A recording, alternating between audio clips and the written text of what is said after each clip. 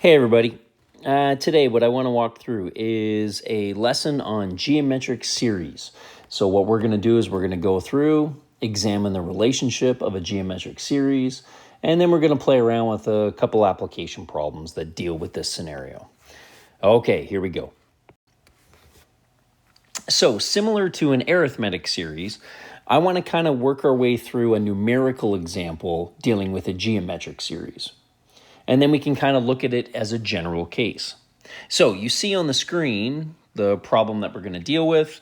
You need to find the sum of 10 terms. There's our notation that you can see. There's our sum of 10 of the geometric series, and there are the particulars of that series. So for us to kind of work our way through, I would hope that we would be good to be able to identify some of the key features. So if I was to start off a little bit, then I could say, okay, my A value is 3. I can see that as my first. And if you were to look and see, it's identified as a geometric series, so I know that I'm multiplying by the same amount to go from term to term. We should be able to identify that our R value is 5. Now, what I want to do is I want to go through a process, a way for us to be able to go through and deal with this quickly, not count, okay, not count. So what I'm going to do to start things off is I'm going to deal with our first equation. And that equation would be me finding the sum of those 10 terms. And so I could write out that series. But rather than writing out that series in standard numbers, so rather than writing out 15, I'm going to write out 15 using our A and R definitions. Because I could then write out 75 as my previous term multiplied by another R. And then all those terms in between. And I should be good to be able to write 5,859,375 as my A value times one less of my R's. Okay, that gives us an equation, a way for us to determine the sum of those 10 terms. Now, I'm not saying that this should be automatic for us. I'm not saying that this should have been an instinct for us. But I want to take you through a process. What we are going to do is we're going to take that equation 1 and we are going to multiply it by 5. Again, I wouldn't want us to be focused on why are we doing that? Just hang tight. But that's what we're going to do. We're going to take equation 1 and we are going to multiply it by 5. When I do that, I am now creating an equation 2. And if I multiply my entire equation 1 by 5, then I have to multiply the left side by 5. And I'm going to multiply the right side by 5. Now, this is going to look a little weird. And if you're working through this with me, then I'm going to ask you, keep a blank space right there. Okay, so don't go through and write the first term in that space. I'm going to just kind of like move all my terms to the right. You'll see why in a moment. So I'm going to take my first term, 3, and I'm going to multiply it by 5. So I get 3 times 5. I'm just going to get rid of that little star above the 3. I'm then going to take my next term, 3 times 5, and I'm going to multiply it by 5. So I now get a 3 times a 5 squared. And I could continue that process. And so I am going to write this one down just so we can see it. But I would then have the next term and all the way up to one term prior than that blue, like I would have a term in that blue series that would be 3 times 5 to the 8th. So when I multiply it by another 5, it gives me 3 times 5 to the 9th. And then I have my very last term I see in blue, my 3 times 5 to the 9th. Then when I multiply that by 5, I'm going to get a 3 times 5 to the 10th. There is my equation 2. Now, a couple things. First off, you may not have understood why I went through and I did the purple, why I multiplied equation 1 by 5. But I think by leaving this little blank space out in front, you can now see that I'm going to have terms that kind of call them up. And so if I just get rid of that little purple space indicator, and I said that I'm going to take equation 2 and I'm going to subtract equation 1. And maybe for some of us, we really want to see that total line just to keep things a little clear. Then on the left side of my equation, I'm going to have 5 times the sum of 10 minus 1 sum of 10. That is going to leave me with 4 sums of 10. But when I now take equation 2 and subtract equation 1, I'm going to notice this is going to be a subtraction I can do. And I'll talk about what I just circled in orange in a moment. But I now have a 3 times 5, subtract a 3 times 5, a 3 times 5 squared, subtract a 3 times, and you can see that by me leaving that space in equation 2, it just gives me a good visual on everything is going to cancel out. I would have a term in that blue equation that would match up. My 3 times 5 to the 9th. And all of those terms will cancel out when I subtract. So what does it leave me with then? Well, let's go back to the very first term in each sequence. Really, it's like I have a 0 there. And so I'm going to take 0, subtract 3. There is my negative 3. All of the terms in between are all going to cancel out. And then I'm going to have that very last term on in the end, where I'm going to have a 3 times 5 to the 10th. And there is no like term with that one. So nothing to subtract from it. Okay, there we go. Nice. Now, I never asked you what was 4 times the sum of 10 terms. The original question asked you to find the sum of 10 terms. So let's get rid of that times by 4, and I'm going to divide by 4. Now, you can put this line in, but I'm hoping that we can see we could actually simplify the top.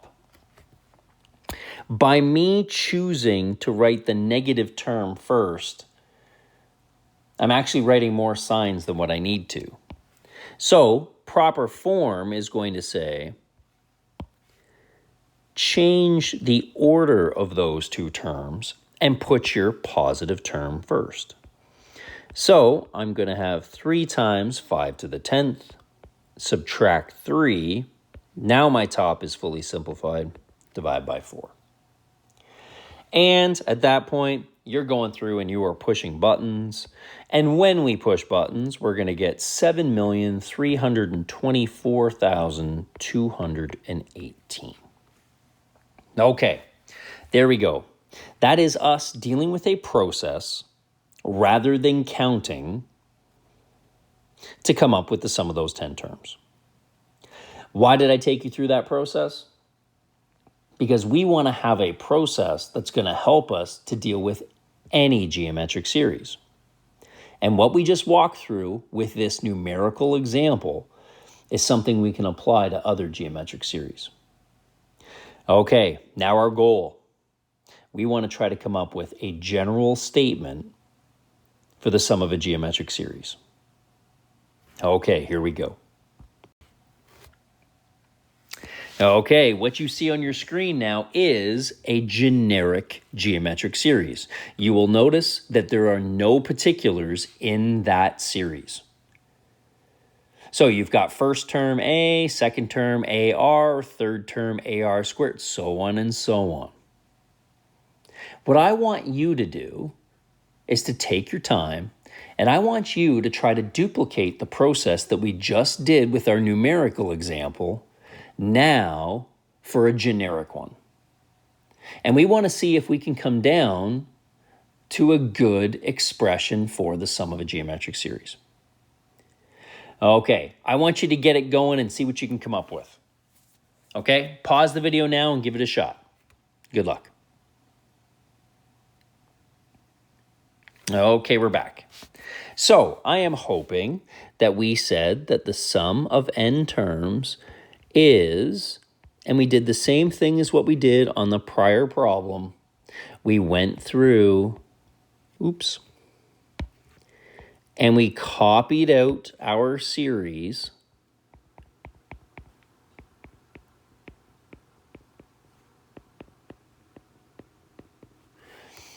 There is us with our generic series. Now, our last example, we went through and we multiplied equation 1 by 5. Why did we multiply it by 5? Because that was our R value. That was our common ratio.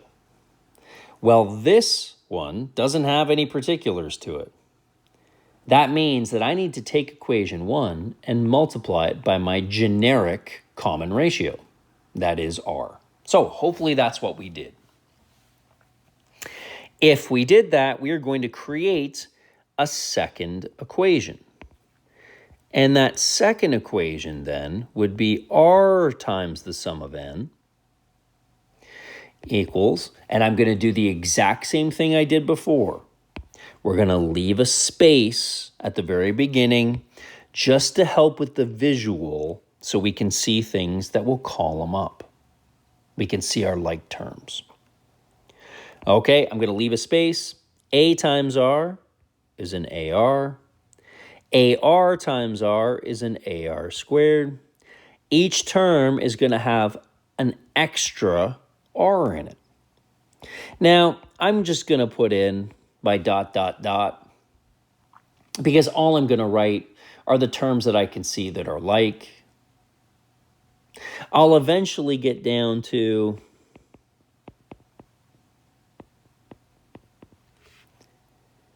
and then if I take the last term of equation 1 and I multiply it by another R, then I get down to that as my final term. Okay, there is equation 1, there is equation 2. Now, we might like to put in a little column line, again, just with the visual. And you made a good decision if you took equation 2 and subtracted equation 1. Okay, what do we end up getting on that? Well, for some of us, we may have written down R times the sum of n minus the sum of n, and we weren't sure how to deal with that. Last time it was a little bit easier because we had 5 of them minus 1 of them, so that was 4 of them. But maybe because we have an R as the coefficient, it's a little more confusing. I'm hoping that we're okay to be able to look at that expression as an R minus 1 times the sum of n. Now, you may look at that as, hey, it looked like you just common factored out your sum of n, and I didn't really do that. Really, all I did was collect like terms. What I have is R of them subtract 1 of them, so I have R minus 1 of them. But if you want to look at it as a common factor, feel free.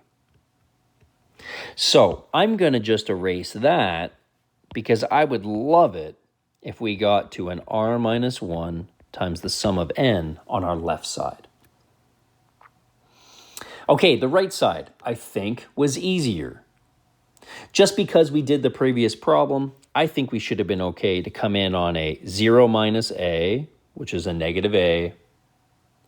And then we have all of those terms that are going to cancel out everywhere in between until we get down to the final term, and there is no other like term to it, so there is nothing to subtract from it. Okay, if you got down to that, you're doing great. We could follow the process that we did before, and now we can divide out that r minus 1. I'm going to rewrite the top in a more simplified form, put the negative term second, and now I divide out that r minus 1, and I think if you got down to that, you are great. Okay, that is a formula. That is a relationship that applies for any geometric series. It's just not in the best form. Okay, what I mean by that is, anytime we have formulas, we want formulas to be as useful as they can be. And one of the things that gets in the way of formulas being useful is repeated substitution. If you think back to all the formulas that you use, I'll give you a very easy example from grade 8 and grade 9, the perimeter of a rectangle. That yes, if that's the length and that's the width, we may say, hey, that's length plus width plus length plus width if we go all around the rectangle. But that is not a useful form of a formula because it requires multiple substitutions. Notice, when you know the length of the rectangle you're working with, you would have to plug in your L value, your length value, in 2 different spots. Your width in 2 different spots. That you may not have considered it in the past. But every time we use a formula, unless it's overly cumbersome, we only want to make one substitution. That's why a version like this is one that's deemed to be more useful. Now look, you only have to plug in your length in one spot and your width in one spot. It's a better formula. So I'm going to get rid of all of that purple, and I want you to take a look at what we got down to for the sum. You will notice that on your numerator, you have an a here and an a here. And I could manipulate the top of that fraction to reduce my number of substitutions. Now, how many terms do I have on top? I have 2. If I common factor out an a from both of those terms, you will notice that in that final version of my formula, I only have to sub in my a in one spot. And so that's deemed to be a better version. Okay, I'm just going to shrink that down for a second. I want you to make sure that you have that on your page because that is our relationship for the sum of a geometric series. Now, one side note, not really a side note, but one other thing to discuss. Can you please make sure that you add in that we have a restriction that formula cannot work if r equals 1. So we have to put on a restriction that r cannot equal 1, and you can see that on your denominator. If you were to sub in r equals 1, then you're going to get a divide by 0, which we know is undefined. So that formula that I boxed in red only works if your r is not equal to 1. Now, I'm hoping you're not looking at it going, well, but then what formula would we use if r equals 1? Keep in mind, if r equals 1, that means you're multiplying by 1 in every term. That means that your geometric series would be a plus a plus a plus a. Well, that means your sum of n terms would just be a times your number of terms. You don't need a formula for that. We should be able to reason that out pretty quickly. Okay, what you should have on your page is what I boxed in red. Make sure we have our restriction on that formula cannot work for when r equals 1, but we're not lost if it does. We wouldn't even look at it as a series. Okay, our job for the rest of today. Get comfortable working with that relationship and making sure that we can deal with some quirkier situations, some other applications. Okay, let's jump to it. So what you see on your screen now, problem 2, I just want us to get used to using that relationship. So for the geometric series with a equal to 7 and r equal to 2, I want you to determine s of 9. So let's go through and figure out what the sum of 9 terms is. Okay, I want us to just walk through this one together real quick, but we're going to see that things match up. This is more about what do you need to show and what would be my recommendations to you. So the first thing that I may suggest for some people, write out the first couple terms of your series. Like when you see your particulars that a equals 7 and r equals 2, we should be able to get a visual of that series. Well, my first term then has to be 7. If my r is 2, then I am multiplying by 2. Then I am multiplying by 2. And that's going on and on and on. So that's what we're being asked for. Find the sum of 9 terms for that orange series. Now, if we're going to use formulas for stuff, then we want to drill them in, and my suggestion to you is no different. Write them down as your first line every time. So the sum of n terms is a times r to the n minus 1 all over r minus 1. Okay, now we can work our way through. If we are asked to come up with the sum of 9 terms, then that means that our a is 7, our r is 2, our n is 9, and we are plugging everything into our relationship. Now, a suggestion that I would give to you, look in your denominator, you see you're going to get 2 minus 1, that's 1. Don't even worry about writing. Please don't write all over 1. My suggestion would be calculate 2 to the 9th minus 1. Like calculate that to be your 511. I never have to see that as part of your solution.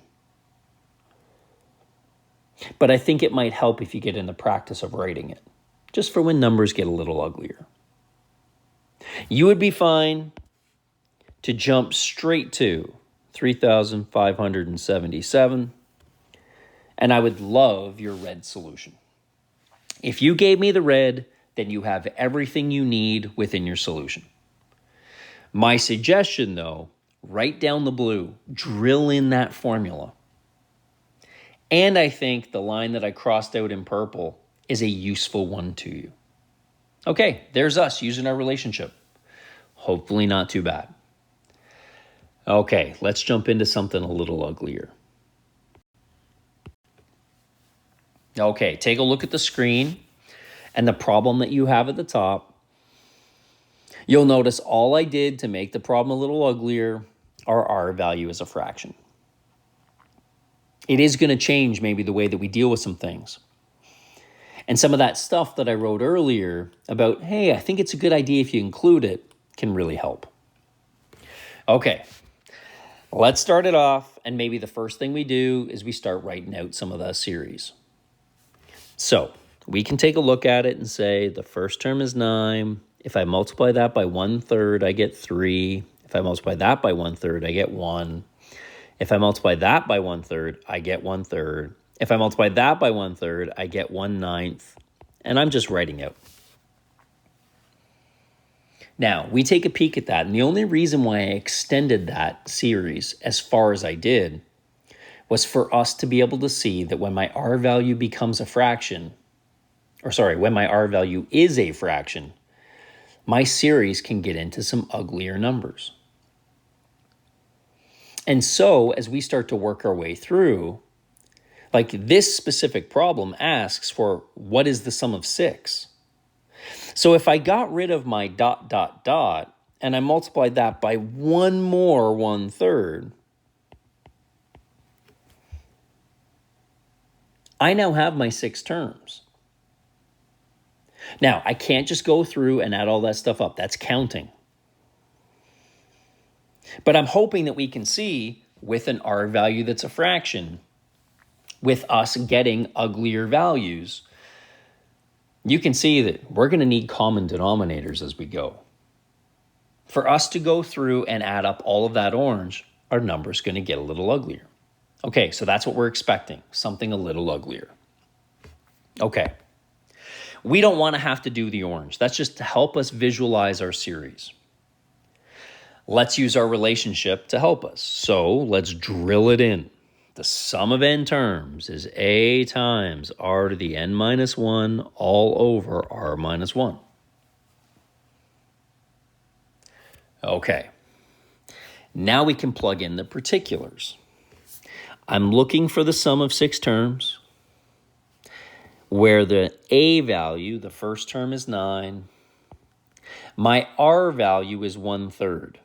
Now, be very careful. Remember, this is incorrect because that does not say that 1/3 has an exponent of 6.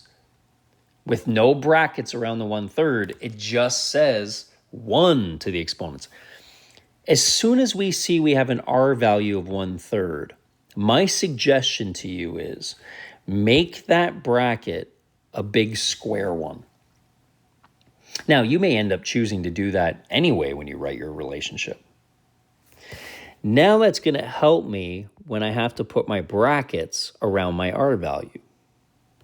So 1/3 to the exponent 6 minus 1 all over 1/3 minus 1.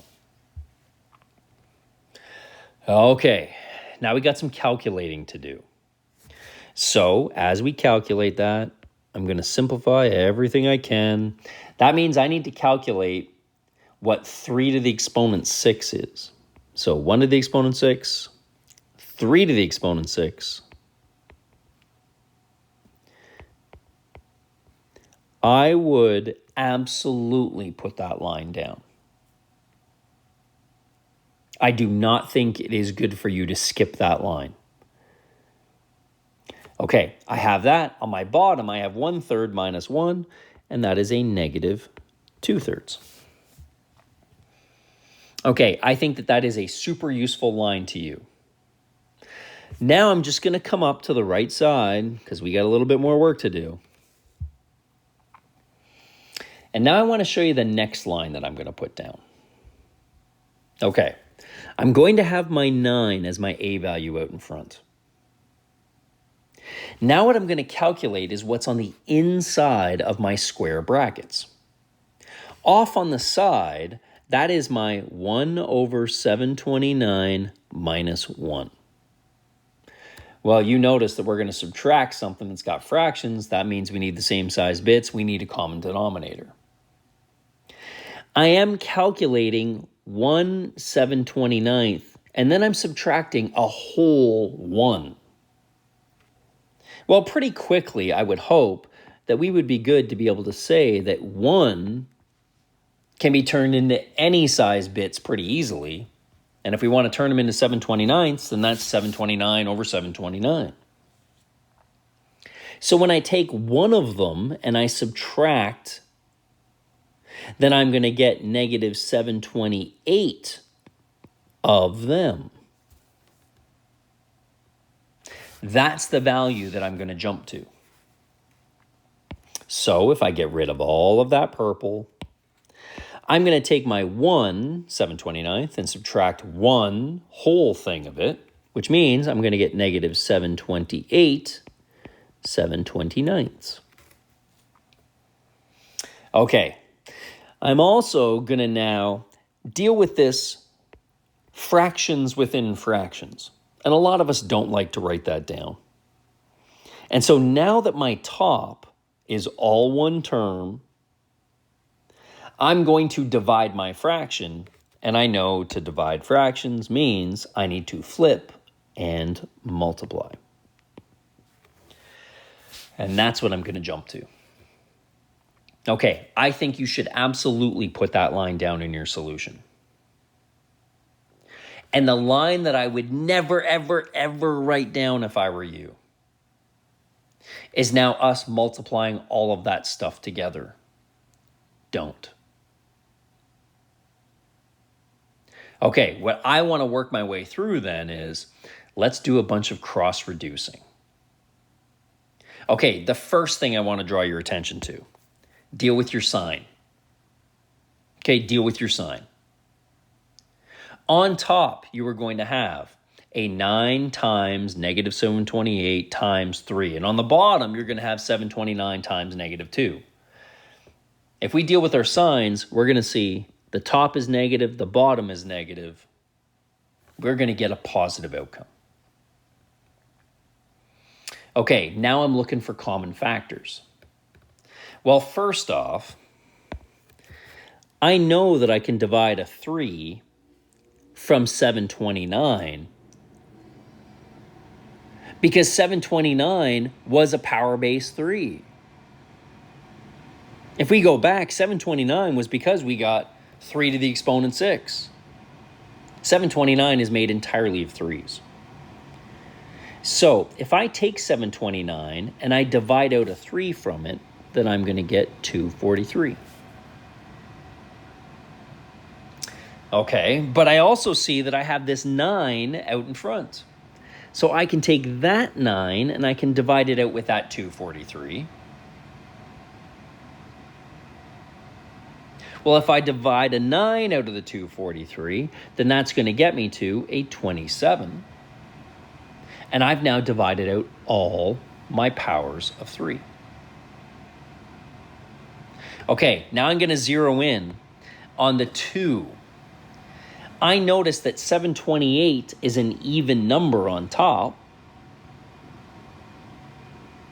So I can divide out this 2 with my 728. And if I divide 728 by 2, then I'm going to get 364. Okay. Now I've fully reduced everything. And I can jump straight to my final answer of 364 over 27. Now, I want to come back to one of the things I said I would never, ever, ever, ever do. And I'm just going to put a star on that line. Always look to reduce. Always look to reduce. I've just seen too many times where people multiply all those things together. They come down to this big, ugly fraction. And it's so big, the numbers within it, that you get lost in your reducing. My suggestion to you is, on that line with the star, start looking to reduce as soon as you can. Keep your numbers smaller, easier to work with, and then you don't have to worry about trying to come up with what numbers divide top and bottom evenly to try to reduce in the end. Okay. There are 2 examples of us using our relationship, our blue formula, to be able to come up with the sum of that series. Okay, I want to jump in and start working maybe with some quirkier stuff or some things that may pop up otherwise. Okay, let's take a look at problem 4. Determine the sum of the geometric series, 15 minus 45 plus blah, blah, blah, blah, blah, blah. Okay, I think we have enough experience now. I want us to start trying these on our own. So, as soon as you are comfortable, start trying to solve the problem on your own. Okay, here's our first opportunity. Try it on your own. Pause the video now. Okay, we're back. So, let's say that I'm writing a test on this. That is, I turn over the page, everything's all jumbled together, and I see this question on my page. Okay, the first thing that I'm going to, it says determine the sum of the geometric series. It tells me what that is. So immediately as I look at that series, I can now go, I have to be multiplying from term to term. Okay, the next thing my eyes go to, I notice I've got a minus, then a plus, then a minus. Since I'm changing signs on each term, I know that my R value has to be negative. I now take a peek. What would I multiply 15 by to get me up to 45? That is a 3. I confirm it on my next term. Okay, now I have my R value. So I've been asked to come up with the sum of a geometric series where I have an A value of 15 and an R value of negative 3.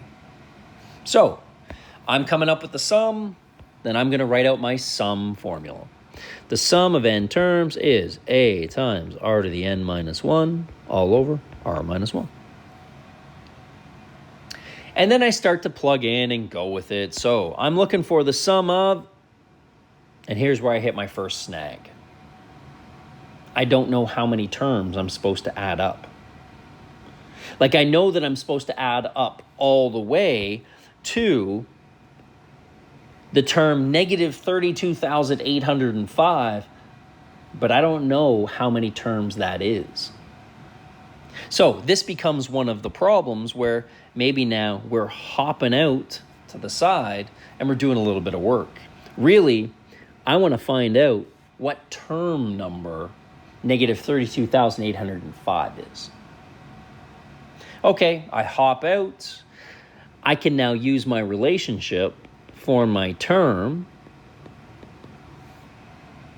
Negative 32,805 in a series where the first term is 15 and my R value is negative 3. I can go through now and I can figure out, okay, what's my n? What is my term number? So I can divide out my 15.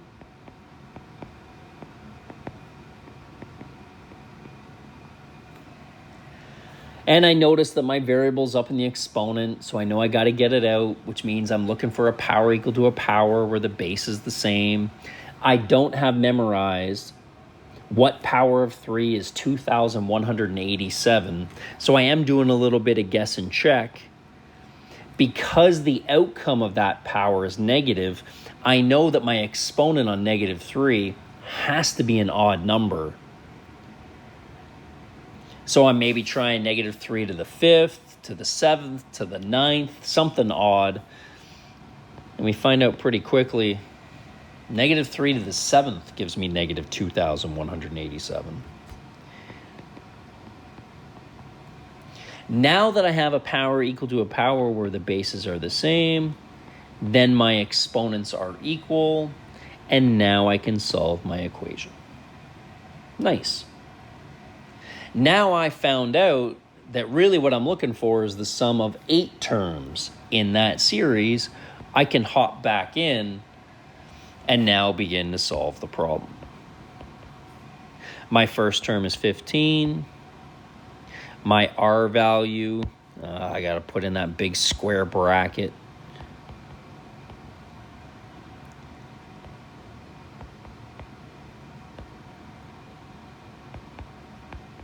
And there we go. So, to start some things off, there is another example of us hopping out of our solution to go on the hunt and find what information is missing and then hopping back in to continue to solve. We don't have to have everything we need at the beginning of a problem. Some of us have gained enough experience over doing some problems with arithmetic and geometric sequences that you knew you had to figure out what term number that was anyway. You may have done the orange first. Both are great. I hop back in and I'm going to keep working my way through that red. I'm going to calculate negative 3 to the exponent 8. That's 6,561.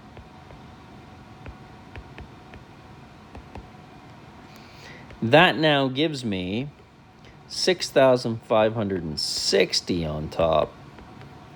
And I'm going to work my way through then and calculate that whole thing. And we should have got down to negative 24,600. And so there we go. So there is an example of coming up with the sum of a series. You have the first term, you have the last term, you just had to figure out what term number it was. Okay, let's play around with another one. Okay, problem 5. The sum of n terms of a geometric series is this. How many terms are in the series? Okay, I want you to give this problem a shot on your own. Pause the video now, give it a shot. Okay, good luck. Okay, we're back. So, couple things. First off, that key word of is may have stumped us a little bit. That if you look back on the previous problem, this is not the same situation. You have been told that the sum is negative 726. Negative 726 is not a term in the series. That's its sum. So be very careful. That 2-letter word can get us into trouble sometimes. Okay, if I'm going to start off, the problem says it's geometric. So I can start off and say, well, then I know that the sum is a times r to the n minus 1 all over r minus 1. Well, you told me that the sum was negative 726. So my sum is negative 726. I can see from my series that I have an a value of negative 6. And as I look, I am multiplying by 3, then multiplying by 3. Be very careful. Our r value is not negative. The signs are not changing. So I have an r value of 3. I don't know how many terms I have. And there we go. Now, you will notice that what you have in red is an equation where we're missing our n, but the question asked us, how many terms are there? We should be looking for n. Okay, if you were stumped on how to get into that problem, then maybe I caught up with you. Now that you can see that red equation, let's get a little bit of skill and drill practice. So if you were unclear or was uncertain how to get to this point, then I want you to pause the video now and finish it off. Okay, we're back. So for us to go through and finish that, well, I'm hoping that we can see, not that you would ever have to include this line, that my denominator on the right side is a 2. So for me to get rid of that divide by 2, I'm going to multiply it out. And there's a negative 1,452.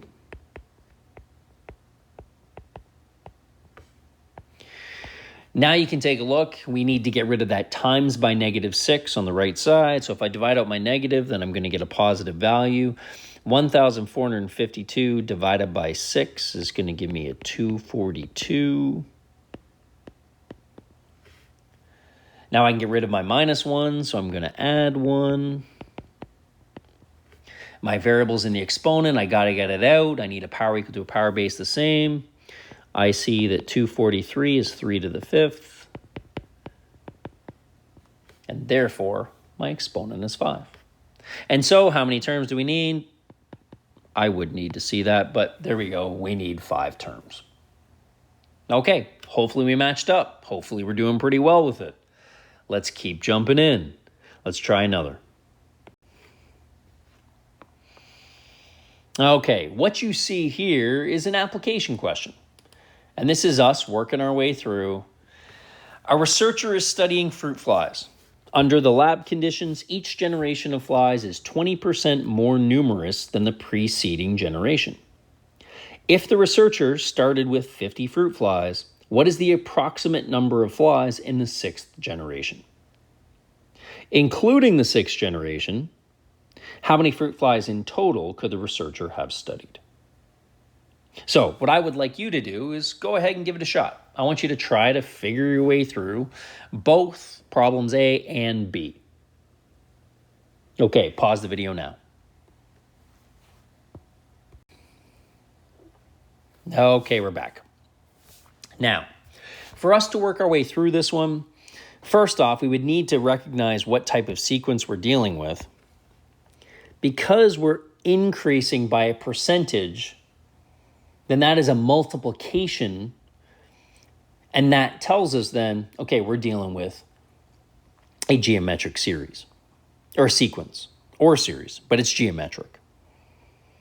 So for us to tackle then problem A, maybe I want to get a sense of what does this sequence or series look like? Well, it tells me that my first generation has 50 fruit flies in it. If I'm now going to increase by 20%, then I hope we wouldn't be taking 50, multiplying it by 0.2, and then adding that back on to 50. That we would be much faster to say that if I'm increasing by 20%, then my R value is 1.2, right? 100% of what it used to be plus 20% the increase. So if I was to take 50 and now multiply it by 1.2, then that's going to get me to 60 fruit flies in the second generation. And if I then took that 60 and I multiplied it by 1.2 again, then that gives me to 72 fruit flies, and so on and so on. Okay, for us to work our way through that, I think that should help us. If we are being asked what is the approximate number of flies in the sixth generation, then I am looking for term 6. That is term 6 of a geometric sequence. So I know that I've got my A times R to the exponent n minus 1. And since it's a sixth generation, then n minus 1 gets me 5.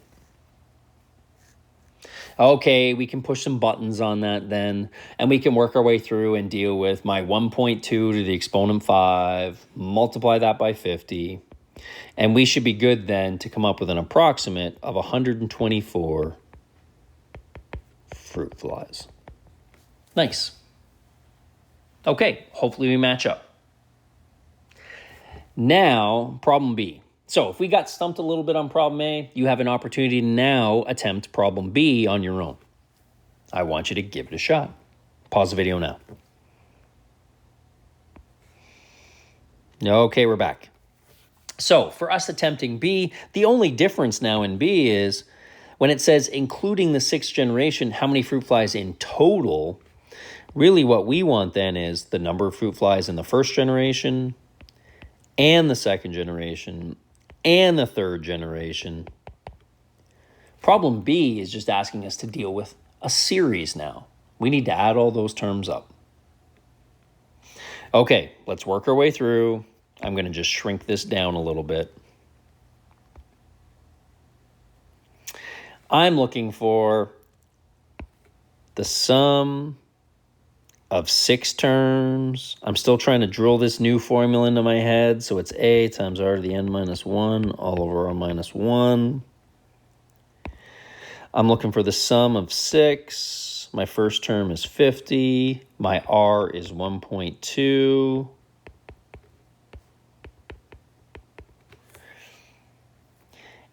And if we were to go through and simplify that, maybe we're writing this down.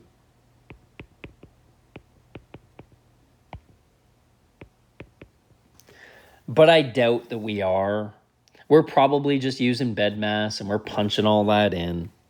And for us to match up, I hope we get down to approximately 496 fruit flies. Okay, there we go. So today we got introduced to what a geometric series looks like. We worked our way through dealing with what is the relationship of a geometric series. We developed our formula for it, and then we got a little bit of practice using it.